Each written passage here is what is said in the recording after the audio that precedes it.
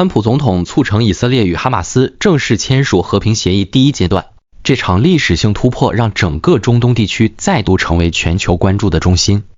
昨天，在以色列特拉维夫，许多仍在等待亲人归来的人质家属透过视讯与川普总统通话。画面中，人质家属声音颤抖，泪流满面地感谢川普总统，令人动容。They want to say something. Is that right? All right, hold on. President Trump, you have the best crowd in the world. What do you guys have to say to President Trump? Thank you. Thank you very much, everybody. You did it! You did it! Wow. Thank you. This is amazing. Mr. President, we believe in you. We know you've done so much for us over the past, since you became a president, and even before that. And we trust you'll fulfill the mission until every hostage, every 48 of the hostages are home. Thank you so much. Blessed be the peacemakers. God bless you, Mr. President. God bless America. Thank you very much. You just take care of yourselves. The hostages will come back. They're all coming back on Monday. All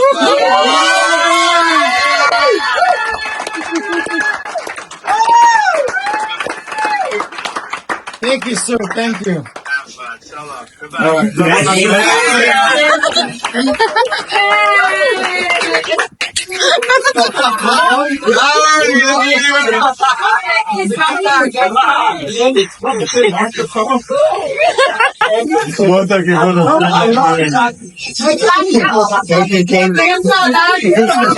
President Trump, you have the best crowd in the world. What do you guys have to say to President Trump? Thank you. Thank you. Much, everybody. You did it! Wow. Thank you. This is amazing. Mr. President, we believe in you. We know you've done so much for us over the past, since you became a president, and even before that. And we trust you'll fulfill the mission until every hostage, every 48 of the hostages are home. Thank you so much. Blessed be the peacemakers. God bless you, Mr. President. God bless America. Thank you very much. You just take care of yourselves. The hostages will come back. They're all coming back on Monday. All of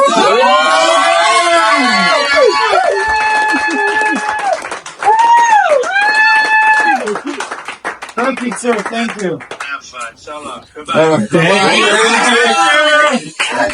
而今天，美国10月9日周四，在华盛顿白宫，内阁会议气氛罕见的轻松。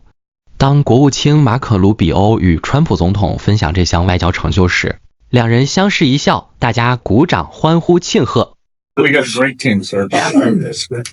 How about we go to Marco? You could talk a little bit about what's going on, and Well, go ahead. yeah, Mr. President. I don't know one day perhaps the entire story will be told about the events of yesterday, but suffice it to say, it's not an exaggeration that none of it would have been possible without the President of the United States being involved.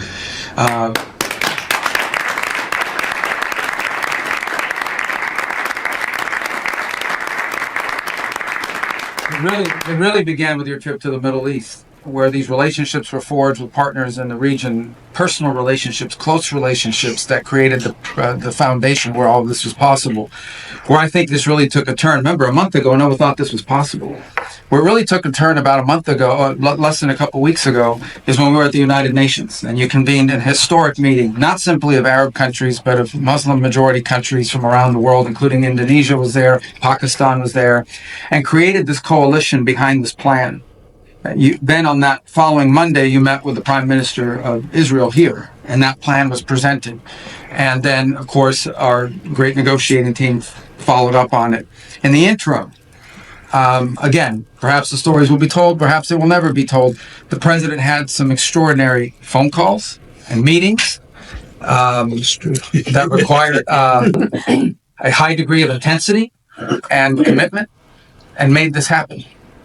And I think what's important to understand is that yesterday what happened was really a human story. There's a geopolitical aspect to it, there's no doubt about it. It creates the conditions for Gaza to one day be a normal place again and people to have a better life and Israelis to be safe. But yesterday was a human story. And because of the work you put in, and honestly, not only is there no other leader in the world that could have put this together, Mr. President, but frankly, I don't know of any American president in the modern era that could have made this possible because of the actions you have taken unrelated to this and because of who you are and what you've done and how you're viewed. And this weekend, because of that, at some point very soon, we are going to see 20 living human beings emerge from the darkness into the light for the first time in 2 years. And that is because not only were you used the credibility and the power and the prestige of this office and the relationships you created, and you committed yourself to making it happen. And I think it will go down as a historic moment in the history of our country, and something our country should be very proud of, that we have a president that's committed to the not just peace, but to the human aspect of reuniting these families. My last point on this is just a couple of days ago, Secretary Lutnick hosted us all, many of us, at the Kennedy Center. And we had these families, we've interacted with them for so many years, for 2 years now. And the stories are heartbreaking, both whose families are alive and those who are deceased as well, who want their relatives back so that they can complete the process of grieving. And it was, we had all hoped that perhaps that was the day that we would have an announcement for them on the anniversary of the 7th. But I know you were able to speak to some of those families last night. And I just hope the whole nation understands how incredibly proud they should be of their president and of their country for the role that they've played. And I don't want to let this moment pass, Mr. President, without also noting the incredible work of Steve Witkoff and Jared Kushner. They're an incredible team working together, facing some substantial impediments to even being there this weekend and doing it. Let me just leave it at that. And they've done a great job on your behalf, Mr. President. They deserve a tremendous amount of credit. But thank you for what you've done to the world. For the world. Thank you very much, Moses. I appreciate it. I think because we have a very busy day with all that's going on, what we'll do is maybe just a few of you raise your hand if you'd like to say something. Don't talk too long. He's doing such a great job. It's so good that he could talk all day. That's the problem, right? But, and what we'll do is just take a few hands and then we'll go back to getting peace done. Okay? We'll go a little bit quicker. 在耶路撒冷，以色列总理纳坦雅胡与美国中东和平特使史蒂夫·威特科夫及川普的女婿库许纳则共同召开记者会。 We're at a momentous development in the last 2 years. We fought during these 2 years to achieve our war aims, and a central one of these war aims is to return the hostages, all of the hostages, the living and the dead. And we're about to achieve that goal. We couldn't have achieved it without the extraordinary help of President Trump and his team, Steve Witkoff and Jared Kushner. They worked tirelessly with Ron and his team, our team. And that and the courage of our soldiers who entered Gaza and the combined military and diplomatic pressure that isolated Hamas, I think, has brought us to this point. I want to personally thank both of you, Steve, Jared. Been long hours.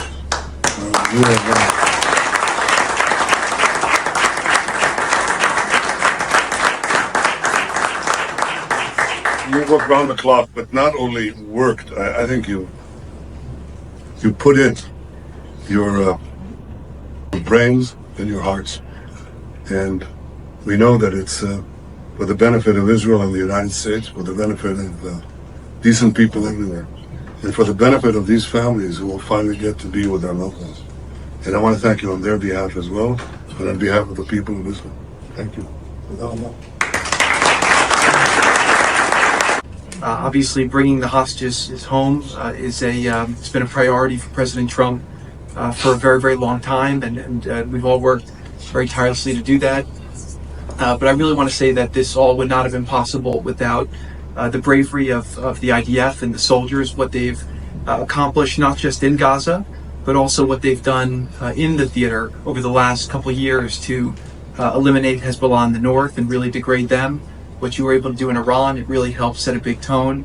But particularly seeing the way that your citizen army, I know a lot of you, probably all of you, have family, friends who were in this effort, really, put your sacrifices on the line to fight for your country and to try to make a difference. I think that made a very, very big difference in there. And I want to just give a very, very special thanks to Prime Minister Netanyahu, who really did an incredible job with this and did a great job with the negotiations. You held your lines firm, and I think that between you and President Trump, you had a lot of alignment on what the end state should be. The hard job was the prime minister's. He had the job of protecting this country. He had the job of making tough choices with regard to how tough to be with Hamas, when to be flexible, when not to be flexible. I think to myself all the time, I lost sleep over it. What would I have done in some of those circumstances? There were times that I thought, we should be more flexible, or your country should be more flexible. But the truth is, as I look back, I don't think we get to this place without Prime Minister Netanyahu playing it.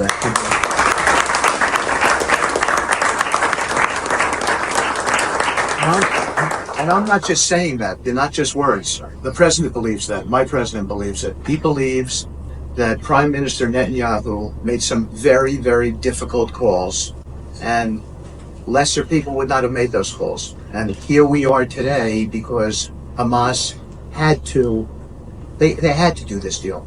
The pressure was on them. They were backed up. And you've got the bigger army. You were making inroads.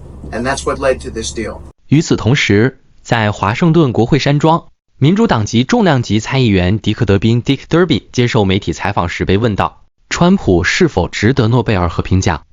罕见对川普总统表达了肯定，让我们一起听听。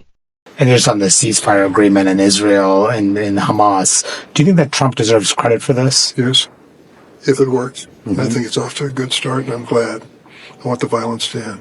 There are people on the right calling for him to get the Nobel Peace Prize. What do you say to that? Let's not get ahead of ourselves. We're at the earliest stages of a proposed peace plan. I want it to work. Let's watch and see. Yeah, appreciate it. Thanks. 此外，在美国国会另一头，众议院议长麦克强森在记者会上则被问及民主党领袖杰佛瑞斯与共和党议员麦克劳勒 （Mike Lawler） 之间在走廊发生激烈争吵一事，幽默回应颇有意思。Yesterday, because the Lawler went down and he confronted Jeffries afterwards.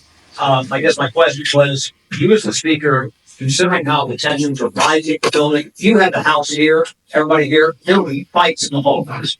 Are you concerned, and is it incumbent upon you as the speaker to try to lower this temperature? Well, we see what happened outside your office yesterday. You engaged with Senator Mr. Lawler coming downstairs and engaging with Mr. Jeffries, who, he really gave it back to them. I've not seen that type of confrontation in this building in my 30 plus.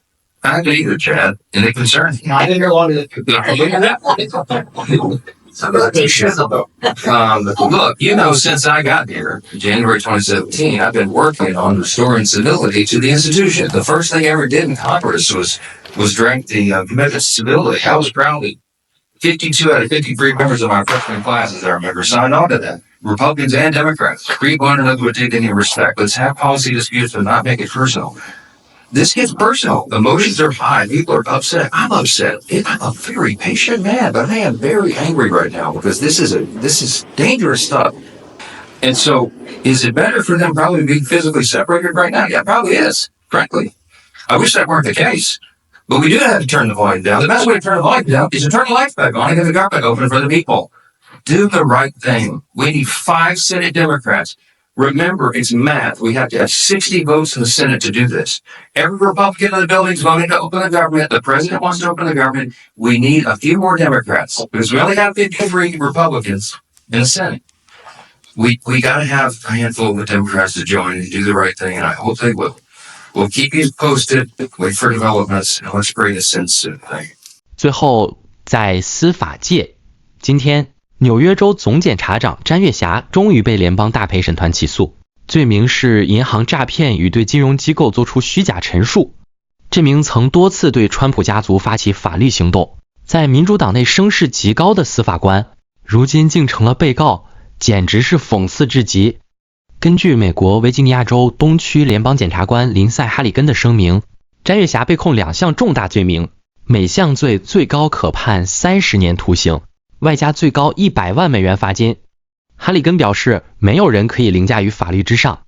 这些指控显示了严重的犯罪行为与对公众信任的背叛。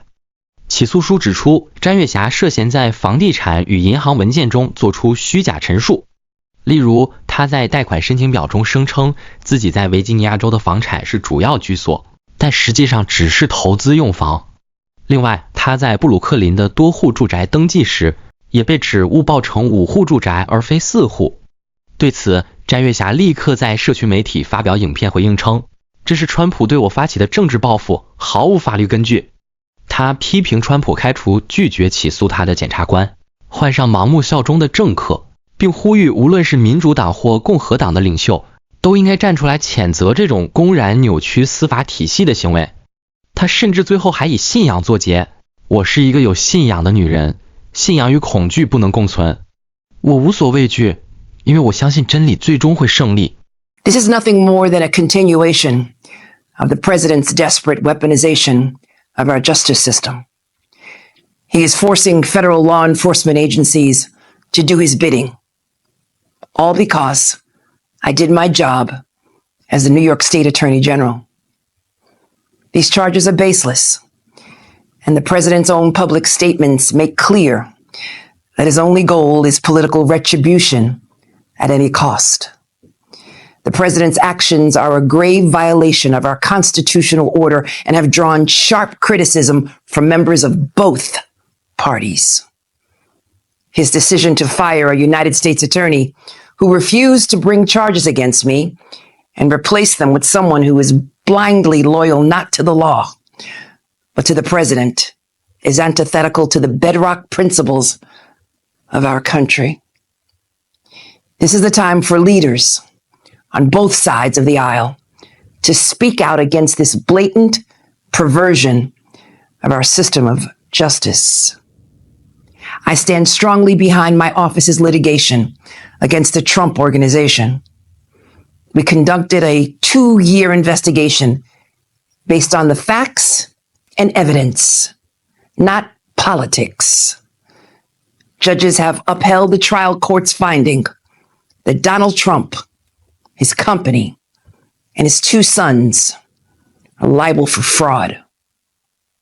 I'm a proud woman of faith, and I know that faith and fear cannot share the same space. And so today, I'm not fearful. I'm fearless. And as my faith teaches me, no weapon formed against me shall prosper. We will fight these baseless charges aggressively, and my office will continue to fiercely protect New Yorkers and their rights.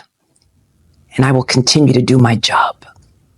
据悉，詹月霞将于10月24日在维吉尼亚州诺福克出庭，法官为道格拉斯·米勒 （Douglas E. Miller）。